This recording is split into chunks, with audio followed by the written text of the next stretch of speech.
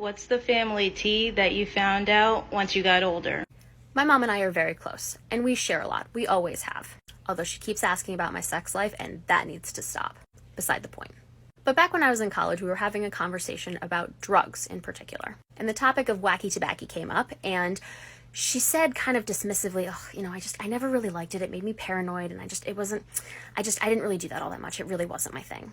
Except my mother had been open about her drug use when she was my age for a long time before that. So at this point, my wheels start turning, and I say, Mom, if you didn't do that, you did drugs.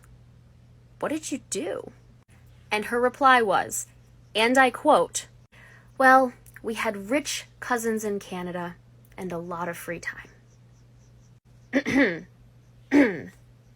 But the best part about all of this, she married my dad, who is a retired cop. What's the family tea that you found out once you got older? Everyone is drowning in unresolved childhood and generational trauma and mental illness. What's the family tea that you found out once you got older? I'll go first.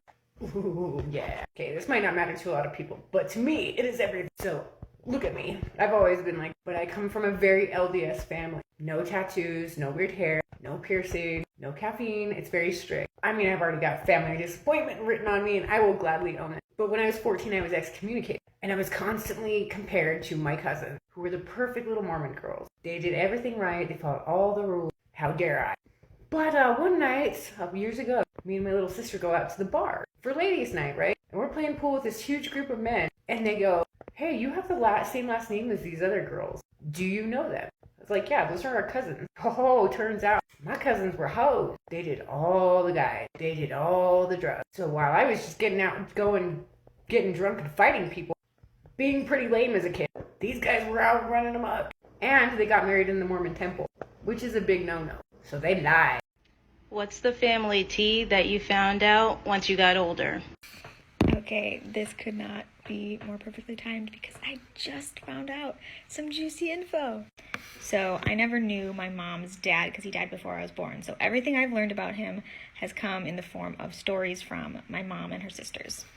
Well, a couple of weeks ago, we were at a family thing and my aunt had some stories that even my mom didn't know. My mom does remember that sometimes as kids, he would bring them to the bar and set them up at a table and drink with his buddies. But these buddies of his often were the bar owners themselves. Well, why did he know so many bar owners, you may ask? Well, apparently during Prohibition, he worked as a collector and would go around and pick up money from all of the speakeasies. Pair that with his Irish heritage. Y'all, I think my grandpa was in the Irish Mafia. What's the family tea that you found out once you got older? I want to talk about this more in detail because I kind of touched on it before. My mom and dad always told us they met on a blind date. That's what they said. They divorced when I was a kid. It was lies. It was so much lies. Apparently, my dad had just moved from Michigan and went to Texas, and he was like having a hard time getting on his feet. So my dad was like, peddling some drugs back in the day. It was like the 80s. And my mom, poor, not a lot of money, goes into the bar, and my dad was selling some Coca-Cola, and my mom was like, hey, can I buy some from you? And then my dad was like, yeah, you can. And then she ended up going home with him and never paid him, and then they ended up getting into this long marriage and having children and everything else. My dad's awesome, my mom's awesome, but it's just a really, really funny story. And my mom has no idea that I know. My dad told me, but my mom has no idea, and she would lose her shit if she... Ready for this? The family tea that I found out once I got older was that I started realizing that I was calling my auntie, who's my mom's sister, but she lived with my dad. Then I realized, say, my older sister's mom is also my mom's sister too. Then,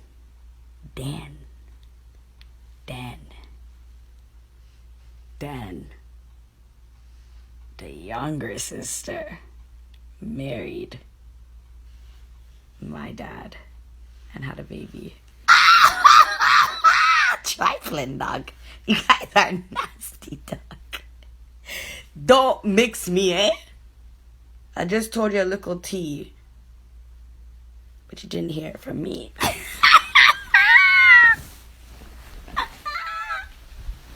Watch me holding my titty like I have titties. Yo, I'm done with myself. I'm done.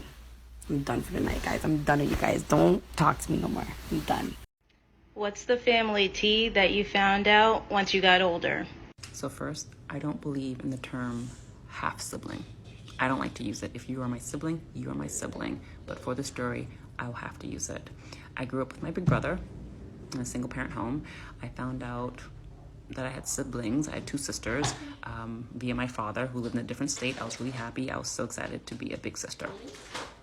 When I was 18 and a half, I found out that my brother, who I had thought was my full-blooded brother, was actually my half-brother, and that my sisters, who I thought were my half-sisters, were actually my full-blooded sisters.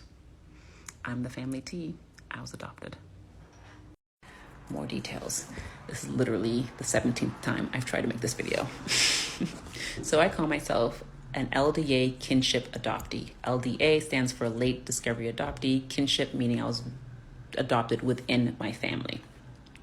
My birth father married to my adoptive mom. They had a son. I'm assuming around the time my brother was like 2 or 3 years old, the marriage started to fall apart. He was having relationships outside the marriage. I'm a product of one of those relationships. My birth mother was fairly young and she didn't have any help, and she thought she could put me in foster care, get on her feet, and then get me out. My birth father found out that I was in foster care and then asked his legal wife, even though they hadn't been married hadn't been together for several years, will you help me get my daughter out of foster care because it'll be faster since we are married? She said, only if we can raise her with our son. And he was like, bet. Then he also told my birth mother that she could still be a mother to me, but he would get me out and have custody of me so she could get on her feet. So they got me out. I was traveling with my father for about a year. When I was around 2.5 years old, I moved to where my adoptive mom was living with my brother. And then soon after, my birth father came. I think they tried to make their marriage work. It did not, and he left, and he did not take me. So she's my stepmom, technically, which is the most common form of adoption, step-parent, stepchild adoption. So she was raising me and my brother as a single parent and did not tell me that she was not my birth mother. Everybody knew. Everybody knew but me. My sisters are 7 and 10 years younger than me. They knew. And I knew who they were right away. I would call their house every weekend and talk to them. I would say hi to their mom and then ask to speak to them. I did not know I was speaking to my birth mother. A lot of people told me, but I don't remember. My birth mother even told me when I was 12 or 13. I remember the whole scenario around it, but I don't remember her telling me who she was. But then when I was 18 and a half, I read my mother's divorce papers and it all clicked and it said that I was adopted. That's my story. Yes, baby, gotta go.